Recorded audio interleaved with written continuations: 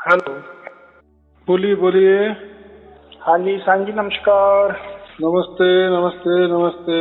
आपका प्रणाम स्वीकार है, आपको भी प्रणाम। बोलिए बोलिए। साईं जी, एक सवाल था मेरा छोटा सा। हाँ हाँ, पूछिए पूछिए। आपकी कृपा है, नाद चल रहा है दिन रात। बहुत अच्छे, शुभ आशीर्वाद। हाँ जी।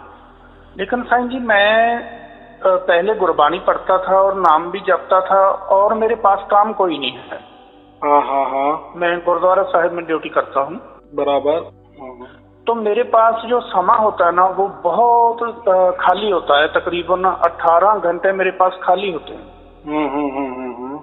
तो उन खाली समय में आपने कहा है कि नाम भी नहीं जपना, और कोई है ना, पहले तो गुरबानी पढ़ लेते थे, वो भी नहीं। तो अब क्या होता है साईं जी, आपने कहा है कि वो नाद भी नहीं सुनना। तो फिर ये मन खाली हो जाता है ना, तो फिर मन बेचैन हो जाता है, और फिर कहीं मोबाइल में लग जाता है, कहीं कुछ और, समय बर्बाद हो जाता है। तो वो नाद भी नहीं सुनता, और जो गुरबानी और नाम था वो भी नहीं आता, और उचाट हो जाता है और मन। कोई रास्ता बताएं मेरे को कि मैं क्या करूं, कैसे अपनी जिंदगी को आगे लेके जाऊं। बात ऐसी है, हाँ जी। क्योंकि आज तक ये मार्ग किसी को मालूम नहीं था ना, तो हाँ, बिल्कुल नहीं। जब ये जिसको भी प्राप्त हो जाता है, फिर उसके बाद क्या, बराबर। हाँ जी, हाँ जी। हाँ, तो बात ऐसी है, जैसे हम बीमार पड़ते हैं, बाद में कोई दवाई वगैरह ले लेते हैं, तंदुरुस्त हो जाते हैं। फिर तंदुरुस्त हो जाने के बाद क्या करना पड़ता है हमें, जो ये हमारा जो रोजंदारी वाला जो काम है, क्या बोले, रोज मरने वाला जो काम है रोज का, वही करना पड़ता है ना। बिल्कुल। तो अभी ये जो घटना है ना, ये तो अघटित है, यानी असाधारण है, अलौकिक है, और वो तो घट गई। तो अभी इसके बाद क्या, बराबर। अभी मैंने तो बताया कि जिसको भी सार शब्द प्राप्त हो जाता है, तो उसके ऊपर ध्यान नहीं करना। जब तक हमें परमात्मा नहीं मिलता था, तब तक उसके लिए हम ध्यान करते थे, यानी हमारा ध्यान उसी की तरफ था। कोई मंत्रों से मिल जाए, कोई प्रवचन से मिल जाए, किसी धर्म में मिल जाए, किसी पंथ में मिल जाए, किसी महापुरुष के वाक्यों में मिल जाए, या आप जो भी करते हो वैसा। लेकिन अभी क्या हो गया, जो मिलना था वो मिल गया, बराबर। बिल्कुल। अभी इसके पहले ऐसी सिचुएशन नहीं थी ना, किसी को भी। तो बात क्या करना है, अभी ऐसा है, ध्यान तो करना नहीं, क्योंकि अभी परमात्मा हमारे ऊपर ही ध्यान रख रहा है। असली ध्यान ये है, बराबर। हम जो सुमिरन करते थे ना, सुमिरन बोलते थे, कोई उसको जाप बोलते हैं, कोई उसको अजपा भी बोलते हैं। तो ये सबका अर्थ एक ही है, जाप बोले, अजपा बोले, लेकिन ये कैसा करना ये कोई नहीं बताता। बस हमें इतना ही मालूम है, जाप वाले की बस मालाएं ले लो, या कुछ मुंह से कोई तो मंत्र पुटपुटते चलो, या मन में कोई मंत्र करते चलो, ये हो गया जाप। फिर अजपा क्या, वही मंत्र सांसों में रट लो, हो गया अजपा। हाँ जी। फिर उसके बाद में क्या होता था, जो मुंह से बोला जाता था वही हम मंत्र को श्वास में लेके गए, बराबर। फिर वो इतना हो गया कि उसकी धुनी बन गई। तो फिर चलते फिरते वही मंत्र हमें उसकी तरफ से, यानी मंत्रों की तरफ से ऑटोमेटिक चलने लगे। यानी समझो, आपने राम का जाप किए, बराबर, राम राम राम राम बहुत रट लिए, बहुत मालाएं की, ऐसा समय लाखों की तादाद में मालाएं जपी। बाद में क्या हुआ, वही आपने 100 भी किया। जी हाँ। तो पहले आपने जो राम नाम था, उसको राम नाम नहीं बोलना, लेकिन अभी उदाहरण के लिए मैं बोल रहा हूँ, जो आपने राम राम रटाए, वो पूरे शरीर में आपके क्या रक्त, मांस, हड्डियां, पूरे नस नाड़ी में वो घुस गया। राम राम राम, बराबर। बाद में आपने उसको श्वासों में लाए, बस। फिर आप मन में कोई राम राम नहीं करते थे, बस श्वासों में, श्वास आ रहा है राम, जा रहा है राम, या कोई श्वास लेते राम, छोड़ते म राम, ऐसा कुछ तो भी करते थे अलग तरीके से। ये भी हो गया जाप। उसके बाद में जापा भी बहुत हो गया, लाखों की तादाद में हो गया। बाद में क्या हो जाता है, वो ऑटोमेटिक वही राम जो शब्द है वही उसकी धुन बन जाती है, और वो मस्तिष्क में हमें समझ में आती है। फिर हमारा मस्तिष्क में है ना, या हमारा मन बोलो, वो भी राम राम राम बोलने लगता है, बराबर। तो उसके बाद में तो इतना हो जाता है कि ऐसे कोई संत भी हो गए, महापुरुष भी हो गए, अभी उनका नाम मुझे याद नहीं है, तो उनके तो हृदय पे भी कान लगाए ना, तो भी राम राम आता था। हाँ जी। हाँ, हाथों में भी कान लगा, उनके हाथों में कान लगाओ अपना, तो वहां भी राम राम राम सुनाई देता था। हाँ। बराबर। तो फिर ये क्या हुआ, उसकी धुन बन गई ना, उसका अनंत नाद बन गया। हम क्या बोलते हैं, अनंत नाद बन गया। लेकिन ये सब शारीरिक क्रिया हो गई, यानी शारीरिक क्रिया माने हमारे मन से किए ना जाप, हमने हमारे मन में लाए, जाप किए, श्वासों में वही जाप लेके गए, हमारे मन से लेके गए। बाद में उसकी अनंत धुन होने लगी, वही हम मन से सुनने लगे। यानी ये जो भी कोई हो गया, ये हमारी ओर से हो गया ना। हाँ, करता हम ही हो गए। हाँ, तो ऐसे बहुत सारे मंत्र भी ले लो, ऐसा ही लोगों का हो जाता है। कोई राम का जाप करते हैं, लेकिन और ज्यादा जो तरह है ना, जो हम सूक्ष्म से सूक्ष्म निर्गुण की भक्ति करने वाले लोग जो होते हैं ना, हाँ जी, वो हम का जाप करते हैं। हम जैसे अहम ब्रह्मास्मि, बराबर। हाँ। इसका जाप करते हैं या जपा करते हैं, बाद में उसकी धुन बन जाती है अहम ब्रह्मास्मि। तो कोई सो हम ये भी करते हैं, कोई ओ हम ये भी करते हैं, कोई बोलते को हम ये भी बोलते हैं, कोई बोलते शिवो हम ये भी बोलते। हर एक में हम लगा है।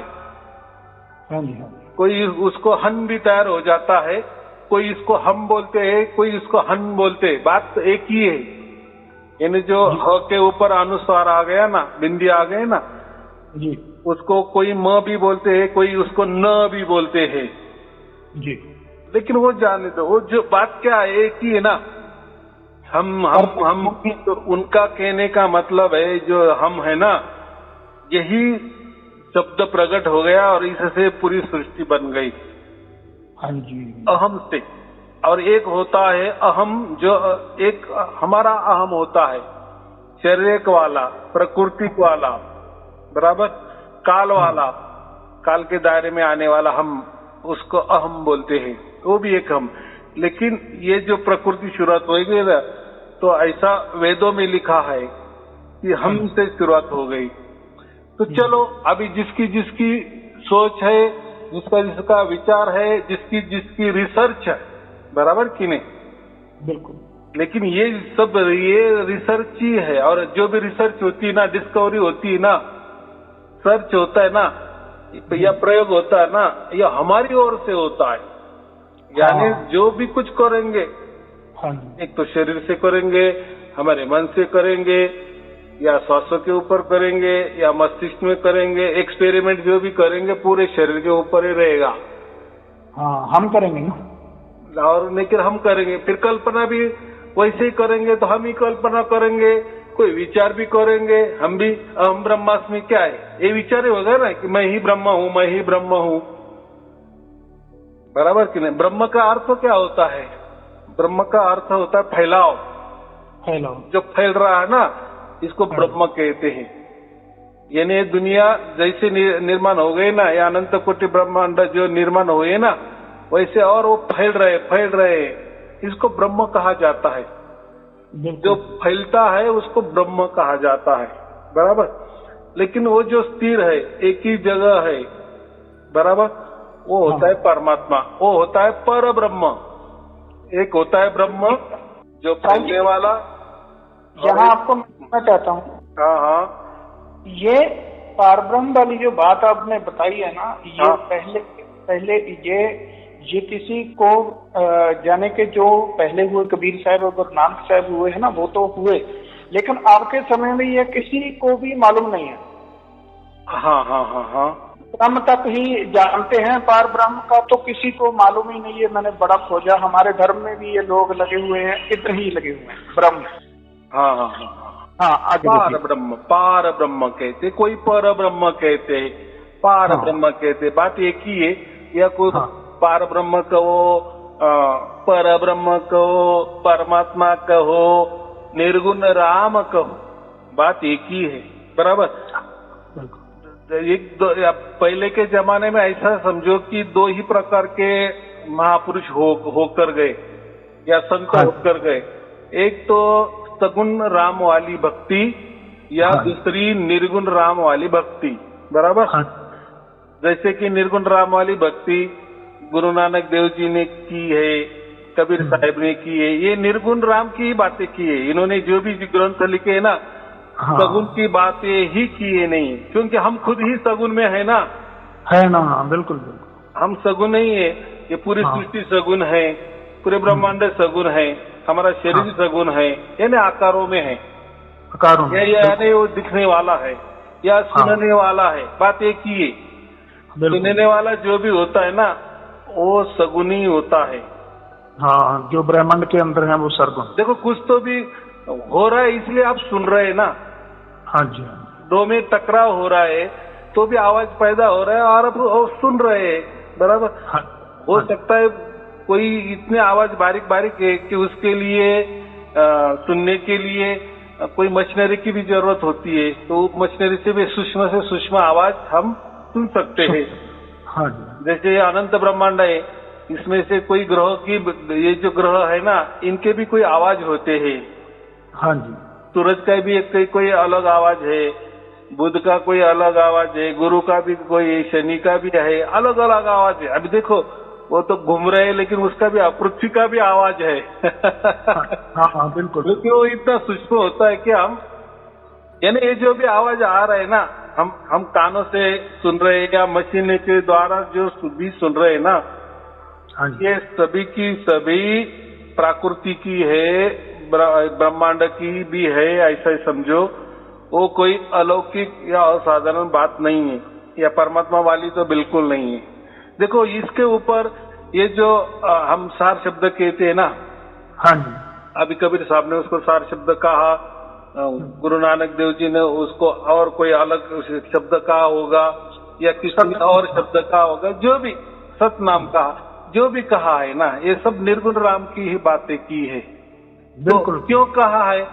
क्योंकि वो जो है ना, वो उसकी ओर से होता है ना, इसीलिए उसको निर्गुण कहा गया है। एक निर्गुण का अर्थ ये होता है कि निर्गुण निराकार माने खाली पाना, कुछ भी नहीं, सुनना। वो सुनना नहीं होता है, वो शून्य होता है।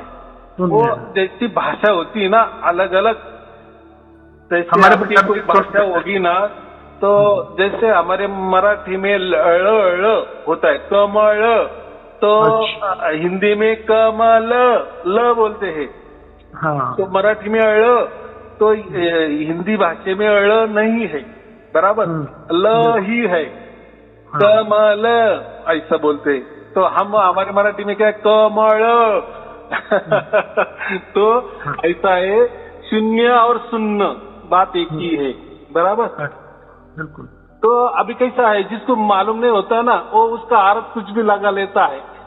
और देखो जो भी संत हो गए ना, उन्होंने उस परिस्थिति में, उस टाइम में जो लोगों को सहज में भाषा में सुनने को आती थी या बोलचाल में आती थी, उसी के इसमें दोहे लगाए, दोहे बताए हैं, दोहे तैयार किए हैं, बराबर कि नहीं?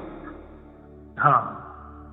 लेकिन अभी क्या है, अभी पहले वाली कठिन भाषा नहीं रही, जैसे सब भाषा होते गई, यानी भाषा पर संशोधन होते गया ना। लेकिन दोहे तो पहले वाले है ना।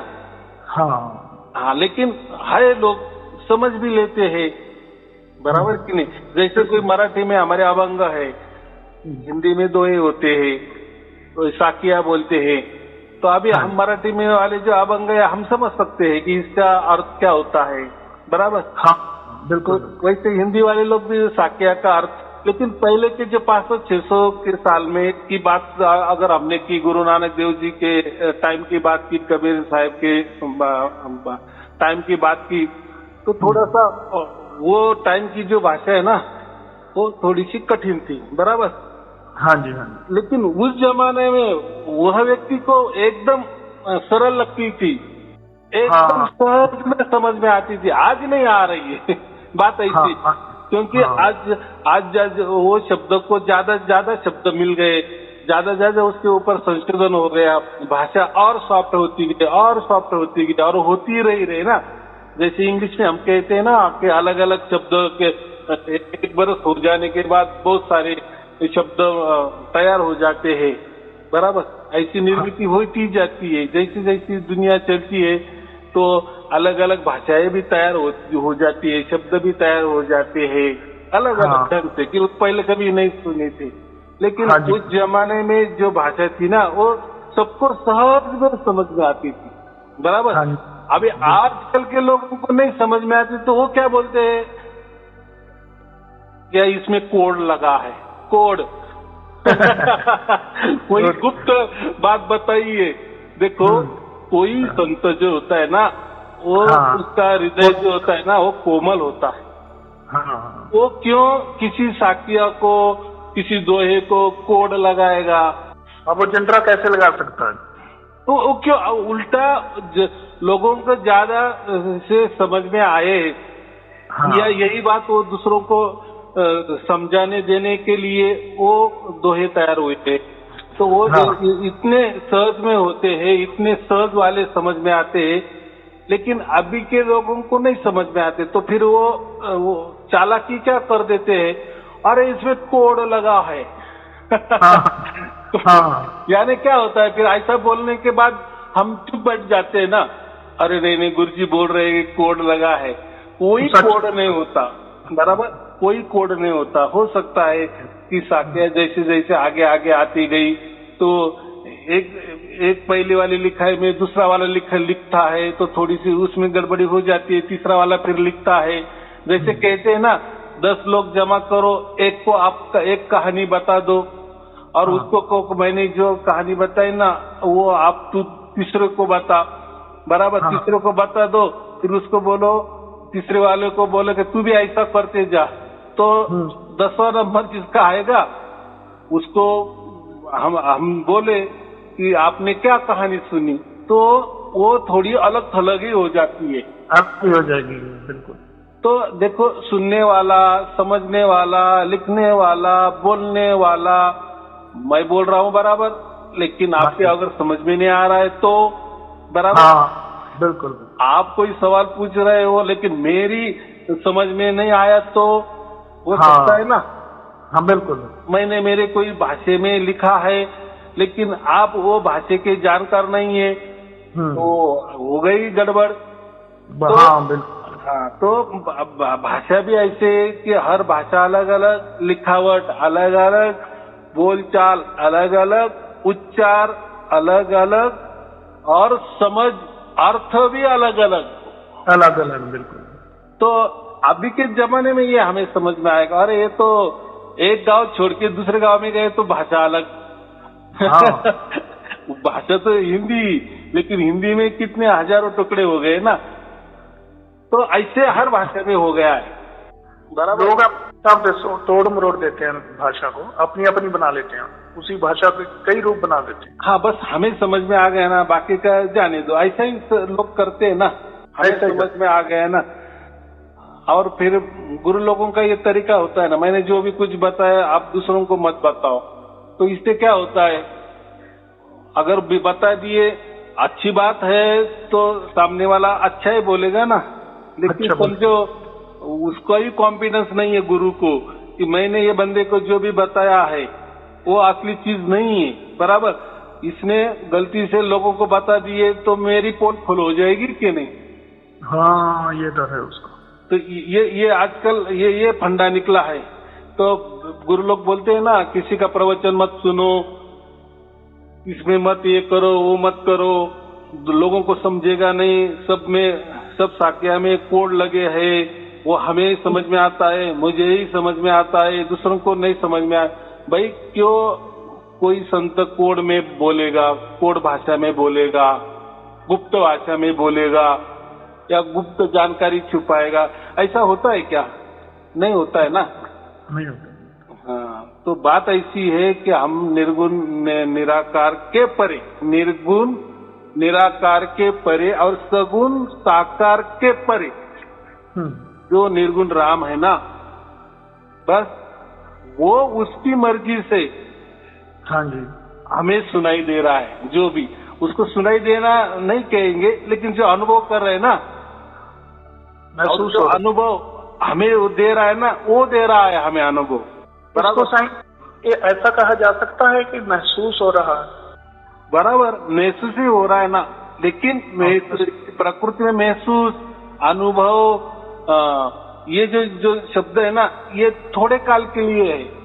यानी मुझे हाँ अभी सुनाई दिया 1 मिनट के लिए, हाँ मुझे महसूस हुआ 1-2 मिनट के लिए, मुझे अनुभव हुआ 1 घंटे के लिए, तो इसमें टाइम लिमिट आता है। लेकिन ये जो सार शब्द है ना, ये जो दूर की वाणी है हम कहते हैं ना, तो ये टाइमलेस है, ये टाइम के बाउंड्री में नहीं आती ना। हाँ, ये लगातार चालू ही रहती है, लगातार चालू ही रहती है ना, बराबर। हो सकता है कि हम कोई अलग विचारों में खो जाए तो उस टाइम हमें वो सुनाई नहीं देती, या ऐसा लगता है कि वो नहीं आ रही है, बराबर। लेकिन वो तो आ ही रही है। वो क्या है, इतनी सूक्ष्म यहाँ तक जाना। देखो पूरे दुनिया में बहुत रिसर्च हो गए, माने जैसे भूत प्रेत जो है ना, ये सचमुच में होते हैं या नहीं होते हैं, इस पर भी संशोधन हुआ है। क्योंकि जिनके ऊपर जो गुजरती है ना, कि कोई लिखा पढ़ा आदमी हो या लिखा पढ़ी वाली औरत हो, अगर वो बोल रही है कि मुझे कुछ तो भी दिखाई दे रहा है मेरे घर में, बराबर, बिल्कुल है, तो भी सब मुझे कुछ तो भी मेरे आंगन में दिखाई दे रहा है, मुझे कुछ दिखाई दे रहा है। अभी वो तो लिखा पढ़ी वाली आदमी है ना, लिखा पढ़ी स्त्री है, औरत है या आदमी है या लड़का है, जो भी कुछ हो, तो वो तो गलत नहीं बोल रहा है, वो बराबर बोल रहा है ना। जिसके ऊपर बीतती है उसी को पता होता है, तो उसको वो समझ रहा है कि हाँ कोई तो भी है। या किसी के शरीर के अंदर संचार भी होता है, फिर बिल्कुल कोई स्त्री होती है तो वो मनुष्य की आवाज में बोलने लगती है, या जो मनुष्य के अंदर संचार होता है तो वो औरत के इसमें बोल जाते। तो ये क्या होता है, ये ऐसा है, ये सब माइंड का केमिकल लोचा है, बराबर। इसके ऊपर बहुत संशोधन हुआ है, बराबर। ये जो हमारे कान के पीछे वाला जो भाग है ना, इसमें अगर कोई गड़बड़ी हो जाती है ना, तो उसको हेलुसिनेशन कहते हैं। तो अभी वो मुझे याद नहीं है ठीक वो शब्द, हेलुसिनेशन जो होता है ना, तो वो आदमी को सचमुच में दिखाई देता है, हमको नहीं दिखाई देगा, उसको भी दिखाई देगा, लेकिन वो सच नहीं होता, वो उसके आंखों ने प्रतिमा तैयार की होती है। हाँ, जैसे सपना देखते हैं, जो जागता है सपना, एकदम लाख टके की बात की। जैसे सपने में हम कुछ देखते हैं ना, तो उसे जागृति में वैसा दिखता है, और वो चिल्ला चिल्ला कर बताता है कि हाँ मैंने देखा है, मेरे घर में वो घूम रहा है, वो स्त्री घूम रही है या वो पुरुष घूम रहा है, या जो भी उसको उसने देखा है, तो वो सचमुच में होता है, वो उसके लिए सचमुच में होता है। हाँ, उसके लिए तो होता है। हाँ, लेकिन वो उसका केमिकल लोचा है, या हम उसको क्या कहते हैं, उसको माइंड में वैसा परिणाम हुआ है, ऐसा, इसलिए उसको वो विजुअलाइजेशन हो जाता है। लेकिन उसके ऊपर भी औषधि है, होम्योपैथी में गए तो होम्योपैथी इसके ऊपर बहुत सा असर करती है। होम्योपैथी जो बनी है ना, जैसे एलोपैथी होती है, आयुर्वेद होता है, वैसा होम्योपैथी जो होती है ना, ये माइंड के लिए बहुत अच्छा होता है। तो माइंड के लिए औषधि ले ली तो वो जो उसको भास हो रहे हैं ना, भूत के, प्रेत के, जो भी वो अलग थलग कोई कर रहा है ना, दुनिया से अलग थलग, या उसको कोई अचानक कोई ज्यादा ताकत आ जाती है, तो ये उसके ऊपर जो प्रभाव हो जाता है ना, तो औषधि से वो चला जाता है। बराबर है ऐसा। हाँ, लेकिन ऐसा कोई भूत नहीं होता है, प्रेत नहीं होता है। तो ऐसे बहुत संशोधन हो गए, लेकिन आज तक ये जो सार शब्द होता है ना, जो हमें आवाज सुनाई देता है ना, इसके ऊपर पूरा साइंस ने नाक कर दिया है। नहीं, ये हम नहीं बोल सकते कि ये ऐसा क्यों होता है। देखो परमात्मा की लीला परमात्मा जाने, इतना साइंस बड़ा है। कोई कानों में आपके आवाज आ रहा है, बड़े बड़े आवाज हो रहे हैं, उसकी भी औषधि है, कानों के आवाज जा सकते हैं। लेकिन ये कानों का विषय ही नहीं है, ये कोई भास नहीं है। ये जो हो रहा है एकदम सूक्ष्मतम सूक्ष्म से सूक्ष्म आवाज हो रही है, और हमें वो आ रही है, वो उसकी ओर से आ रही है। हमें तो कोई ऐसी उसकी जैसी कल्पना भी नहीं की थी ना, कि बिल्कुल ऐसी कल्पना भी नहीं की थी, कोई विचार भी नहीं किया था, या किसी ग्रंथ में भी ऐसा नहीं लिखा है। जैसा सतनाम का वर्णन है, सार शब्द का वर्णन है, लेकिन उन्होंने वो भी लिखा है ना, लेकिन ऐसा जो प्रैक्टिकल में है, तो प्रैक्टिकल ऐसा कुछ नहीं ना। जैसे प्रैक्टिकल में हम बोलते हैं कि कृष्ण है, तो कृष्ण कैसा होता है, उसका हम चित्र भी बना सकते हैं, उसकी मूर्ति भी बना सकते हैं, बराबर कि नहीं।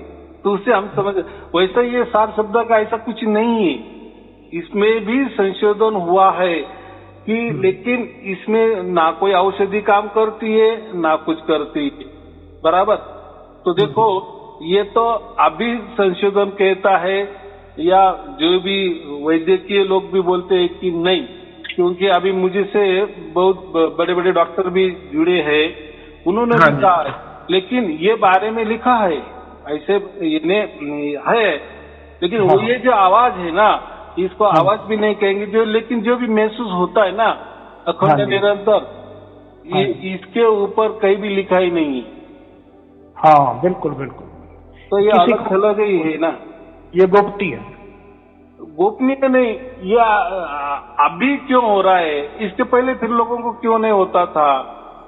ये बिसम बिसा के बाद ही कैसा क्या हो गया, बिसम बिसा में इसकी शुरुआत हो गई ना, तो संतों ने उस टाइम लिखा था, तो ये अभी हो गया। अभी देखो, जब वो संत थे तो वहां तो होता ही होगा ना, इसलिए तो लिखा है ना। तो जो भी संत हो गए पहले वाले, उन्होंने इसके बारे में लिखा है, लेकिन प्रैक्टिकली में वो नहीं लिख सकते। कोई प्रैक्टिकल है तो वो कैसा क्या लिख सकते हैं, बराबर के लिए। उन्होंने कहा कि भी ये करोड़ों में से किसी एक को मिलेगा।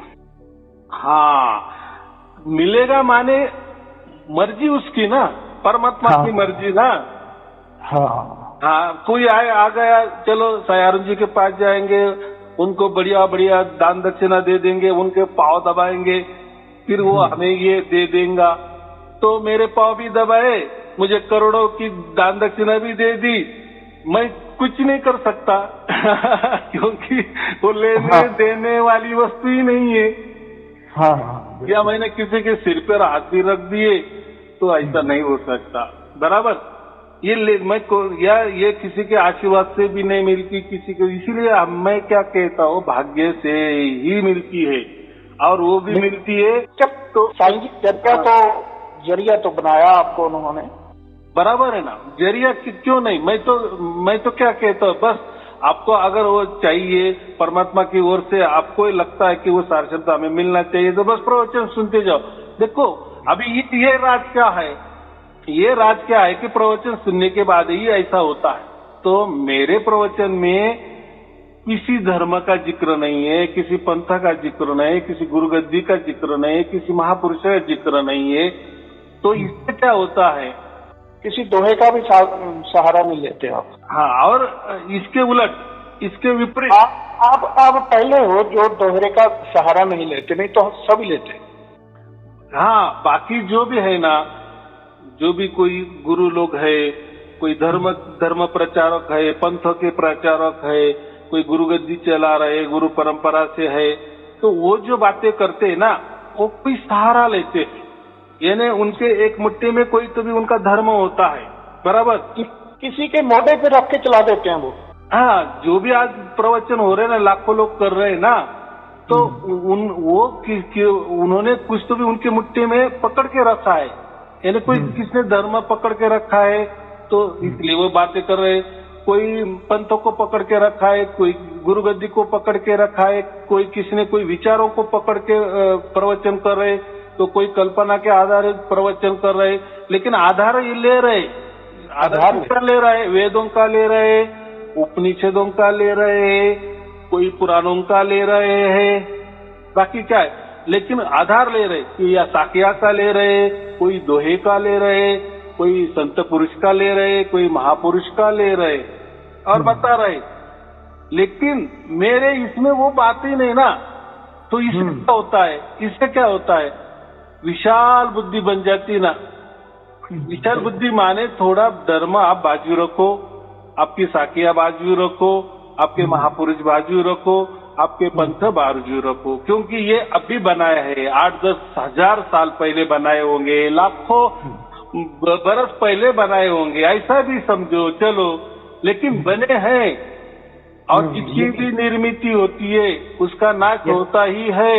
ये क्या बोलता है, ये इसको हम प्राकृतिक नियम ही बोलेंगे ना।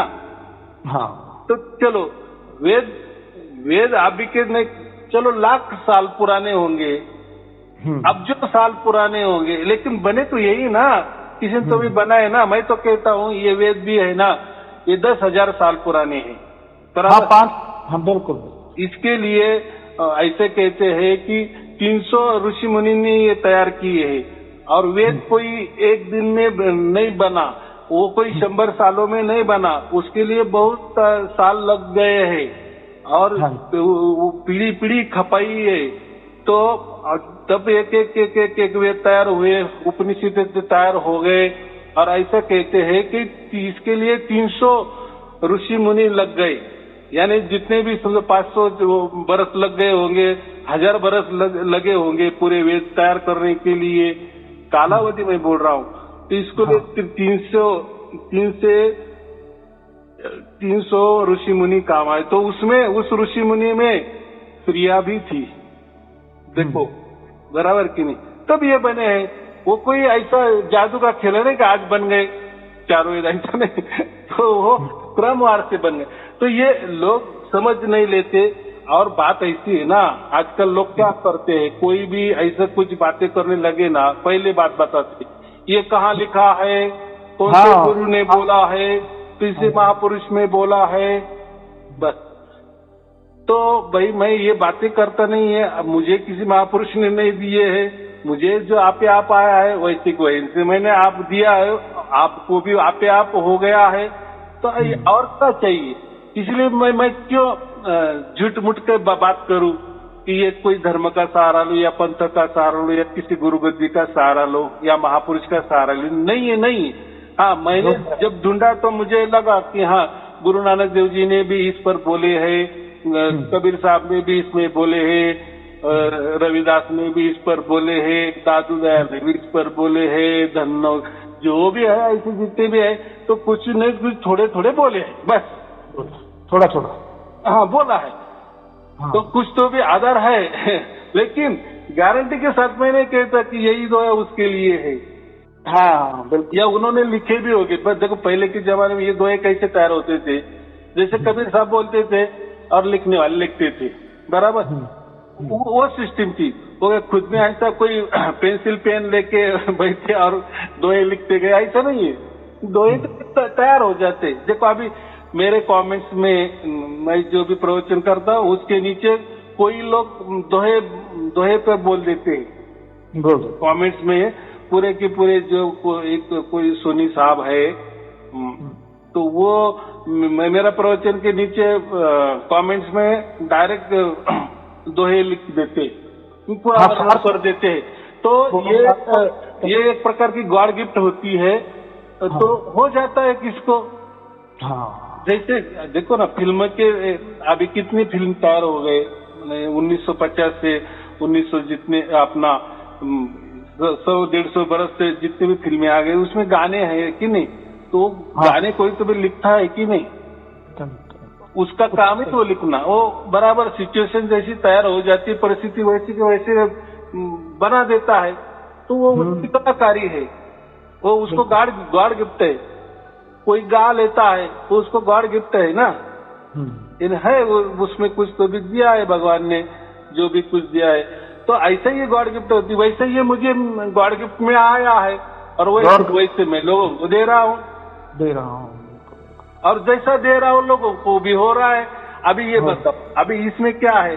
इसमें मैं तो कोई धर्म तो स्थापन नहीं किए है, पंथ का स्थापन नहीं किए, या किसी धर्म के बारे में बताता नहीं हूँ कि इसमें लिखा है उसमें लिखा है, क्योंकि लिखा भी होगा लेकिन मुझे नहीं मालूम ना।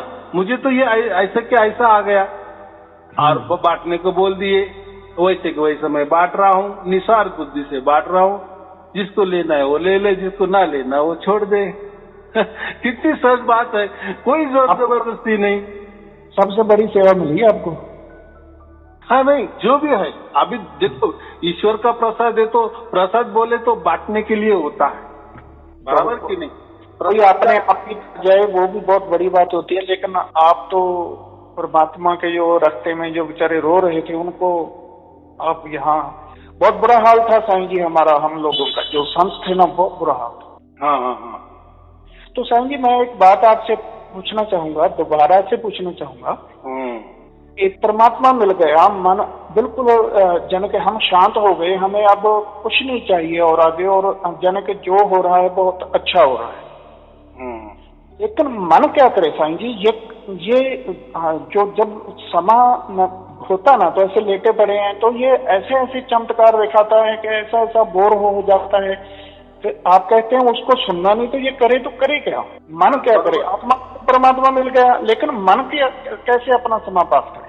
सुनना माने क्या होता है? ध्यान देना। सुनना माने क्या होता है? मन लगाना, बराबर, यानी शरीर का उपयोग।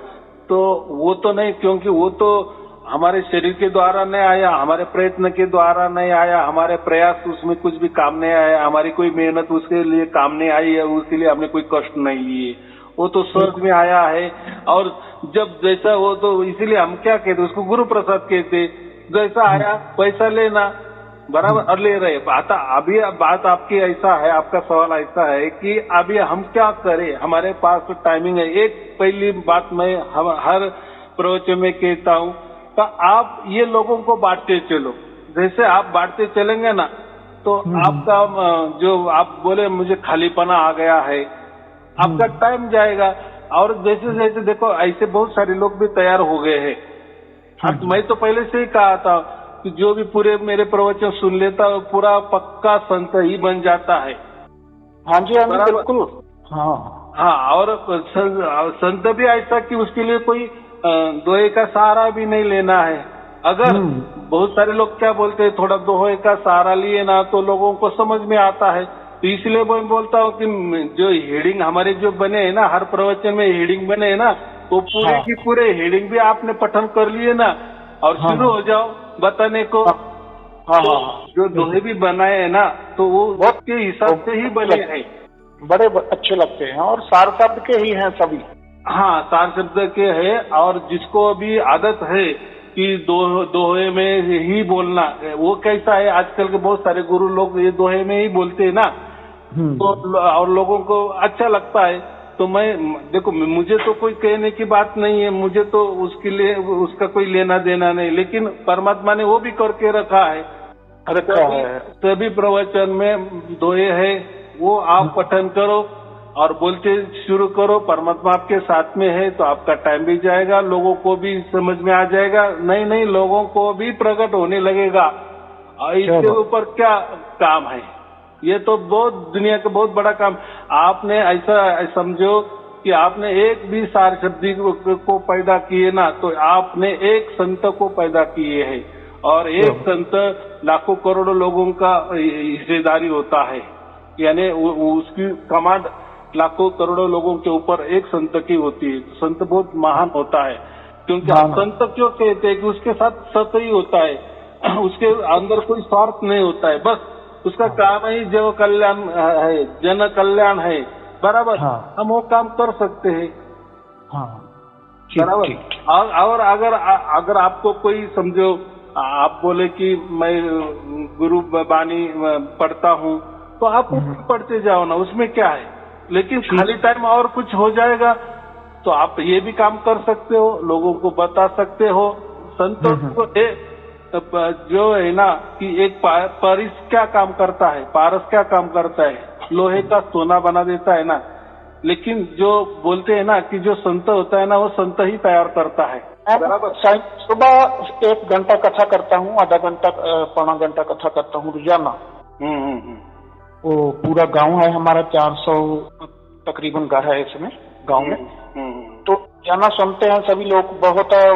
जब से आपसे ये पता चला है तभी से परमात्मा की बातें तो पहले ही करते थे, लेकिन अब तो वो ऐसा हो गया ना कि विश्वास हो गया ना कि हाँ, अब जो बात कर रहे हैं वो सच कर रहे हैं, बराबर। अभी आपको तो सब मालूम है, तो गुरु नानक देव जी ने भी इसके ऊपर कहा है ना, बस आप वो दोहे उठा लो, क्योंकि आपको वो दोहे की मालूमात है, आपको वो पठन भी है, बस उसके सारे बोलते जाओ, तो कुछ तो आप कर रहे हो ना, वो भी परमात्मा के लिए ही कर रहे हो ना, निर्गुण राम की ही भक्ति बता रहे हो ना, जो गुरु नानक देव जी ने बताया वही काम आप कर रहे हो ना, कोई अलग थलग तो कोई नहीं कर रहे ना, और किसी का भी नहीं, बस एक का ही काम है, उसी का ही है सब, बस अब तो, बराबर कि नहीं। यही काम आपको गुरु नानक देव जी ने दिया है, ऐसा समझ के करना, उसमें क्या है।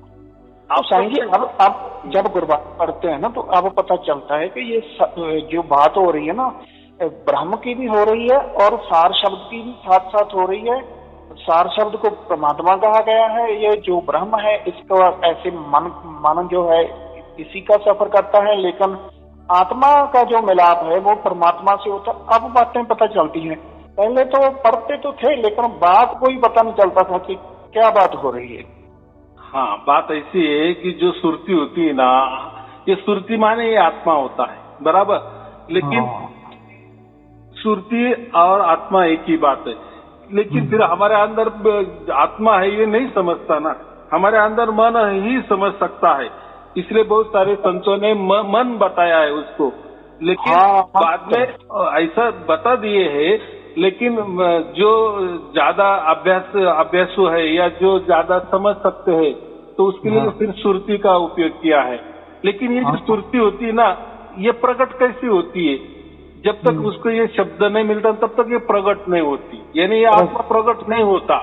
यानी ऐसा समझो कि इसको पहले के जमाने आत्मज्ञान कहते थे, यानी जैसी सुरती जब उसको शब्द मिल जाता है ना, तभी वो प्रकट हो जाती है, फिर सुरती और शब्द एक हो जाते, फिर हम उसको अलग नहीं कर सकते, बराबर।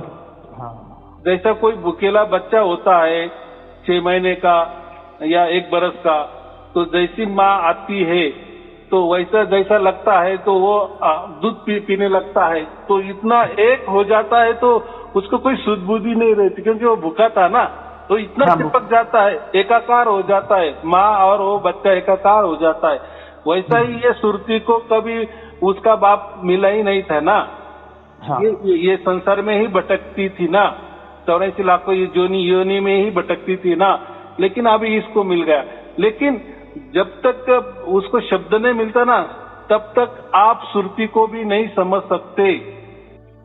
मन की खेड़ी चलती रहती है, तो आप उसको मन ही समझेंगे, यानी आपके अंदर आत्मा है ये नहीं समझेंगे, या सुरती है आपको नहीं समझ में आ जाएगी।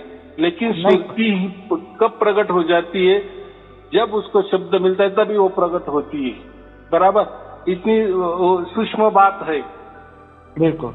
हाँ, और वो भी प्रकट होती है तो उसको शब्द मिलता है, और शब्द तो वो वहां से जहां से भी आता है, लेकिन उसको मिलता है। यानी वो सुरती एक बच्चा समझो और शब्द ये परमात्मा समझो, बराबर। बस उसको उसका बाप मिल जाता है और दोनों एकाकार हो जाते हैं। हो गया सुरती शब्द योग। लेकिन आज जब तक वो शब्द नहीं है तब तक आपको सुरती का पता चलेगा ही नहीं, आप कितना भी करते जाए, आपको आगे योनि में जाना ही पड़ेगा। आपकी सुरती कभी प्रकट नहीं होगी। सुरती को प्रकट होना है ना, तो उसके लिए शब्द ही चाहिए, तभी आपको सुरती समझ में आएगी, तब तक नहीं। इसलिए वो सुरती शब्द योग कहा है, जोड़, योग माने जोड़। अच्छा, इसी को योग कहा है। योग कहा है, बराबर। योग माने जोड़, जुड़ना। ये है जुड़ना। तब तक आप सुरती नहीं समझ सकते। कोई बोलता है ना सुरती को यहाँ टिकाओ वहाँ टिकाओ, वो एक्चुअली उनको कोई सुरती मालूम नहीं होती, ना परमात्मा मालूम होता, ना शब्द ही मालूम होते।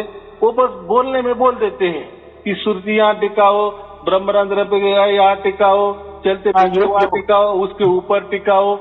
अरे भाई, सुरती नहीं टिका रहे वो, आपको सुरती मालूम नहीं है, आपकी सुरती प्रकट ही नहीं हो गई, तो आप कैसे तो लगा रहे हैं ठिकाना।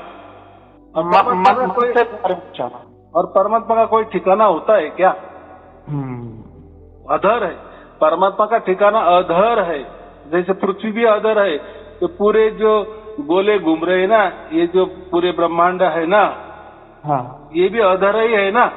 हाँ जी, हाँ जी। लेकिन अधर माने इसका तो भी आधार है, आधार और अधर बात एक ही है।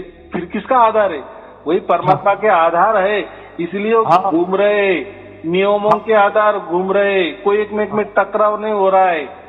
तो ये परमात्मा एक आधार है। तो आधार माने तो फिर अभी समझो फिर उसका क्या ठिकाना है। हम भी चल बोल रहे हैं, उसका आधार से बोल रहे हैं, परमात्मा के आधार से बोल रहे हैं। लेकिन वो अगर आप बोले कि ये आधार इधर है, तो कोई बोलता है ये जो हमारे मस्तिष्क है उसमें पिनल ग्लैंड जो होती है ना, तो वो उसमें आत्मा होता है, वहाँ वो परमात्मा होता है, वगैरह वगैरह। वो जाने दो, जैसे जिसके जितने विचार वैसे उनकी साधना पद्धति, बराबर। या उनको जैसा जितना ज्ञान मिला, गुरु से मिला, यहाँ से मिला, वहां से मिला, धर्म से मिला, पंथ से मिला, ये उठा के लोग बोलते हैं। लेकिन जब हमें देखो, आजकल की जो पढ़ाई भी होती है ना, बड़ी बड़ी पढ़ाई मैं बोल रहा हूँ, पीएचडी की पढ़ाई समझो, इंजीनियरिंग की पढ़ाई समझो, आप कोई वैद्यकीय एमबीबीएस की पढ़ाई समझो, तो उनको बहुत अभ्यास करना पड़ता है, बराबर। बिल्कुल। और जब वो जाते हैं ना लिखने में, तो वो जो जितने पढ़े, जो भी उन्होंने बुक पढ़ाए होते हैं ना, उसमें से नहीं आता, वो अलग ही आता है। तो ये फिर बुक किस लिए है, ये टेक्स्ट बुक किस लिए है? वो बस एक समझने के लिए है, एक सार समझो और वो जो सार वहां लिखो, बराबर। जैसा स्कूल में वैसा नहीं होता। स्कूल में टेक्स्ट बुक होते हैं, टेक्स्ट बुक पढ़ो, उसमें ही आपको सवाल बोलेंगे, और टेक्स्ट बुक में जो लेसन है उसमें से आपको आंसर भी लिखने पड़ेंगे, या उसमें जवाब भी वो टेक्स्ट बुक में ही मिलेंगे, और टेक्स्ट बुक के ही जवाब आपको लिखने पड़ेंगे। ये हो गया हमारा स्कूल वाला अभ्यास। लेकिन जब जैसे आगे आगे जाते हैं, आप अपने बच्चों को पूछो, इंजीनियर के आगे भी जैसे ना, तो पुस्तकें बहुत इतनी मोटी मोटी होती है, एक एक दो किलो की एक एक पुस्तकें होती है, बराबर। और एक एक सब्जेक्ट के लिए वो एक एक किलो वाली पुस्तकें दो चार उनको रेफरेंस करना पड़ता है। हाँ जी। फिर जाके वो 2 घंटे का पेपर लिखते हैं, तो वो बुक में, पुस्तक में का कोई नहीं आता, तो फिर वो पुस्तक क्यों पढ़ते हैं, वो किताबें क्यों पढ़ते हैं?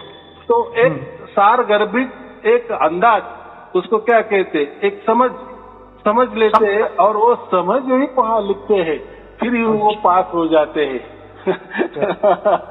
तो वो कोई अपना स्कूल वाला अभ्यास नहीं होता।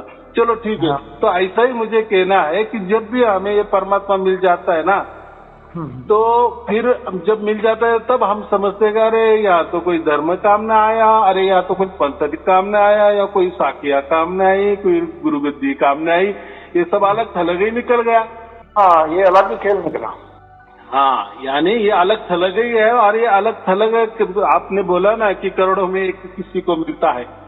हाँ हाँ, और वो टाइम टाइम की बात होती है, बराबर, परिस्थिति की बात होती है, और वो सब लिखा गया है ना, ऐसा कुछ नहीं नया नहीं है, जैसा लिखा था वैसा हो गया। कलयुग का वर्णन आपको वेदों में भी मिलेगा, हर युग का वर्णन होता है, वैसे कलयुग का भी वर्णन बहुत सारे संतों ने भी लिखा है, ग्रंथों में भी लिखा है, तो हो रहा है ना वैसा की वैसा, बराबर की वैसा। सार शब्द जब वो थे तब था, क्योंकि ये कोई वस्तु नहीं थी या कोई लिखा भी नहीं जा, अभी आपको सार शब्द प्राप्त हो गया, बराबर। आपको अगर लग रहा है कि चलो मेरी अगली पीढ़ी जो आएगी तो उनके लिए मैं ये गुप्त खजाना दे दूंगा, तो आप लिखने की कोशिश करो, क्या आप लिखोगे? क्या लिखा जा सकता है, क्या देंगे? साई अरुण जी ने तो मुझे उनके प्रवचन मैंने सुने और मुझे तो ये प्रकट हो गया। अभी आप तो उनके लिए ये प्रवचन तो नहीं दे सकते, क्योंकि हो सकता है उनकी वो आगे वाली पीढ़ी कौन सी भाषा बोलेगी, कैसी चलेगी, कैसी घूमेगी, कैसी समझ उनकी होगी, बराबर। ये अभी की जो भाषा हमें समझ में आ रही है अरुण जी की, उनको समझ में आएगी कि नहीं आएगी, और ये क्या तरीका हो गया वो भी सोचेंगे यार ये क्या ऑडियो है, कुछ तो भी बोल रहे, नहीं समझ में आएगा ना, बराबर की नहीं। यानी अभी जो घटना घटी वो उस टाइम घटेगी ऐसा नहीं है। या आपने समझो मैंने कोई आपको मंत्र दिया होता तो ठीक है, आप कोई तो वो लिख सकते कि हाँ साई अरुण जी ने मुझे सार शब्द का ये मंत्र दे दिए, चलो कई पीढ़ी के बाद ये किसी को भी तो खजाना मिल जाएगा, बराबर। तो ऐसा अगर सार शब्द का कोई मंत्र होता तो फिर इसके पहले लिखा होता ना ये सार शब्द का मंत्र है, लेकिन वो सार शब्द कोई लिखा पढ़ाई में आता ही नहीं है, कोई समझदारी में आता ही नहीं है, वो कोई बोल नहीं सकते, वो कोई सुनने वाली बात ही नहीं ना, न उसको ये अकह बोलते हैं, वो अनाम है, उसको कोई नाम नहीं है, वो अरूप है, उसको कोई रूप भी नहीं दे सकते, कुछ नहीं दे सकते, बस। इसलिए जिसको नहीं मालूम वो उसका अर्थ क्या लेते, अरे सार शब्द माने निर्गुण निराकार, बस इसको ही सार शब्द कहते हैं। जैसा हमारा आत्मा है ना, निर्गुण निराकार है ना, हमें समझ में नहीं आता ना, हमारे अंदर आत्मा है, जब खाली कितना ढूंढने जाओ तो आत्मा नहीं समझ में आता है ना। जैसा वो निर्गुण निराकार है ना, वैसा ही परमात्मा भी निर्गुण निराकार है, और यही होता है परमात्मा, ऐसा ही होता है निर्गुण निराकार माने ही परमात्मा, बस शून्य माने ही परमात्मा, ऐसा कर देते। लेकिन अभी आपको प्राप्त हो गया, अभी आप बोलेंगे कि शून्य की बात करेंगे कि शून्य माने खालीपना, मुर्दा, इसने तो जिंदगी बदल दी। इसमें चैतन्यता है कि नहीं? चैतन्यता है, इसलिए तो आप अनुभव कर रहे हैं ना थोड़ा के हुए, लेकिन वो चैतन्यता सगुण साकार जैसी नहीं है या निर्गुण निराकार जैसी मुर्दा भी नहीं है, लेकिन कुछ तो भी है, हो रहा है, घट रहा है, हम उसके साक्षी है, और ये हमें ही समझ में आ रहा है, हम नहीं किसी को बोल सकते, यही तो सार शब्द होता है। इसलिए वो कोई लेने देने वाली बात ही नहीं होती है, क्योंकि जो देने वाला ही परमात्मा होता है, वही उसकी मर्जी से ही वो हमें प्राप्त होता है, बस खाली इतना सहज ज्ञान है, बराबर। चलो, तो अभी मैंने आपको बता दिए, आपका जो खालीपना है, आपको जो टाइम है, तो आप इसका प्रसार प्रचार करें। लेकिन प्रसार प्रचार ज्यादातर आजकल हम क्या सुनते हैं, कोई धर्म का प्रसार प्रचार, कोई पंथ का प्रसार प्रचार, किसी ये नहीं, ये बस निर्गुण राम का प्रचार समझो या परमात्मा का प्रसार प्रचार समझो, बराबर। यहाँ कितना आपने प्रसार प्रचार किया उसका कोई लिखावट नहीं होगी, या किसी को आपको ये भी नहीं देनी है, हाजिरी भी नहीं देनी है, बराबर। बस आपका मन, आपका शरीर सब समझ में आएगा, आप ही उसके साक्षी हो कि आपने कितने लोगों को बताया, बराबर। यही उसका है, और फिर देने वाला तो वो है, और वो तो समझने वाला है, वो तो हमारे साथ में है, वो तो सब देकर। देखो आप क्या कर रहे हो, साई अरुण जी को समझना चाहिए या समझाना देना चाहिए, उसकी कोई जरूरत नहीं है, क्योंकि आपके साथ अभी परमात्मा है ना, परमात्मा उसकी नोंद ले रहा है ना, उसकी हाजिरी आप खुद परमात्मा लेने वाले हैं, तो मेरे हाजिरी की क्या जरूरत है, बराबर कि नहीं? तो वो नहीं दिया अपना, इसको निस्वार्थ हम कहते हैं, निस्वार्थपना, बराबर, यही तो करना है। तो साईं जी जैसा जीवन आपका मैंने देखा है ना, ऐसा जीवन मिलना ही मुश्किल। बड़ा चेंज आपके जीवन से ही हमें भी ये मिलता है कि हम भी मतलब इसको विश्वास कर पाए। नहीं तो इतनी मतलब सहजता से मिलने वाली चीज का विश्वास होना बड़ा मुश्किल था। विश्वास हुआ अब के कारण। आपके अंदर क्रोध नहीं है, आपके अंदर कोई लालसा नहीं है, आप बिल्कुल सादे, इतने इस जीवन में आप इतना सादापन आपके मन में, आप इतना ज्यादा प्यार लोगों के लिए, इतना आप स्वार्थ नहीं है कि कोई सुनेगा नहीं सुनेगा, कोई इतना बांट रहे हो। ये सभी चीजें हमें भी हौसला देती हैं कि हम सही जा रहे हैं। देखो, स्वार्थ जिसके अंदर स्वार्थ रहता है ना, जैसे अभी कोई गुरु होता है, कोई शिष्य बढ़ाता है ना, उसका एक ही मकसद होता है, शिष्य ज्यादा से ज्यादा बढ़ने चाहिए। तो क्या स्वार्थी आ गए ना, बढ़ने चाहिए माने क्या, हमारे आश्रम बढ़ने चाहिए, मेरे विचार लोगों के अंदर उतरने चाहिए, जाने ही चाहिए। चाहे लाख आप कोई भी कोशिश करो, वो टीवी में इश्तिहार दे दो, जाहिरात दे दो, बराबर, पुस्तकें निकालो, कैसेट पे कैसेट निकालो, तो ये क्या हो गया? ये परमात्मा का काम नहीं, ये तो स्वार्थवश काम है ना। आपका मान बढ़े ही है ना उसमें। आप कोई धर्म का प्रचार कर रहे हो, कोई पंथ का प्रसार प्रचार कर रहे, किसी महापुरुष का प्रसार प्रचार कर रहे, और ये महापुरुष भी यही के, धर्म भी यही के, पंथ भी यही के, गुरुगद्दी भी यही के। ये तो सब नश्वर है, ये तो सब प्राकृतिक है। लेकिन हम जो कर रहे हैं ना, ये निर्गुण निराकार के और सगुण साकार के परे जो परमात्मा है ना, निर्गुण राम है ना, तो उसकी बातें हम कर रहे हैं, वो सार शब्द की बातें कर रहे हैं। आप एक बात पूछनी थी आपसे। हाँ, कि ये परमात्मा का तो पता नहीं था किसी को भी। आप पहले आप गृहस्थी थे, आपको भी नहीं पता होगा, तो क्या फिर आपको भी ब्रह्मांड के पार परमात्मा है, ये आपने पढ़ा भी कहीं से नहीं है और ये महसूस हुआ आपको? देखो, ऐसा होता है ना, जब हम ताला खरीदी करने जाते हैं ना, उसके साथ चाबी भी आती है, तभी ताले का महत्व है। अगर ताला तो बहुत अच्छा है, सोने का ताला है, लेकिन उसके साथ अगर चाबी नहीं है तो फिर वो ताला भी क्या काम का। तो ताला उसको ही कहते हैं कि जिसके साथ चाबी होती है। तो जब ये परमात्मा देता है ना, तो उसके साथ सब देता है। तो मेरे प्रवचन जो है ना, तो ये आपको किसी उसमें धर्म की बातें नहीं आएगी, या यहाँ से कोई ऐसी, मैं जो भी बोलता है, जो उदाहरण मैं भी जो देता है, एग्जाम्पल देता हूँ, तो कहीं पढ़ने को नहीं मिलेगा। और जो भी मैं कोई बोलता हूँ ना, आगे वाले बोलता हूँ, या ऐसा होने वाला है, या ऐसा हो रहा है, या ऐसा ही है, ये भी आपको किसी धर्म ग्रंथ में आपको नहीं मिलेगा। ना वेदों में ना मिलेगा, ना उपनिषदों में मिलेगा, ना पुराणों में मिलेगा, नहीं किसी पंथ में मिलेगा। तो ये जो होता है ना, ये देने वाला ही वही होता है। यानी करता पुरुष किसको कहते हैं हम, तो करने वाला वही होता है, वो करवा लेता है। बस इसका जवाब यही होता है, बराबर करवा लेता है। बस हम उसके लिए क्या बोलते हैं, तैयार रहना चाहिए। इसको तो समर्पण कहते हैं। बस उसमें क्या है, कुछ नहीं है। और मेरा क्या उसमें कुछ जाता है क्या, मेरा कोई खर्चा होता है क्या? अब देखो, जो भी खर्चा होता है तो वो लोग मुझे गुरु दक्षिणे का नाम पर दे देते, मैं वही खर्चा लगाता हूँ और चल रहा है ना। वो भी जो तरतूद है ना परमात्मा ने की है ना, तो परमात्मा, मैं वही बोल रहा हूँ ना, जैसा ताला होता है ना, उसके साथ चाबी भी होती है, वैसा ये कैसा करना है, क्यों करना है, कब करना है, कितने दिन करना है, कहाँ रुकना है, कहाँ चलना है, ये सब गाइडलाइन होती है, सब आता है।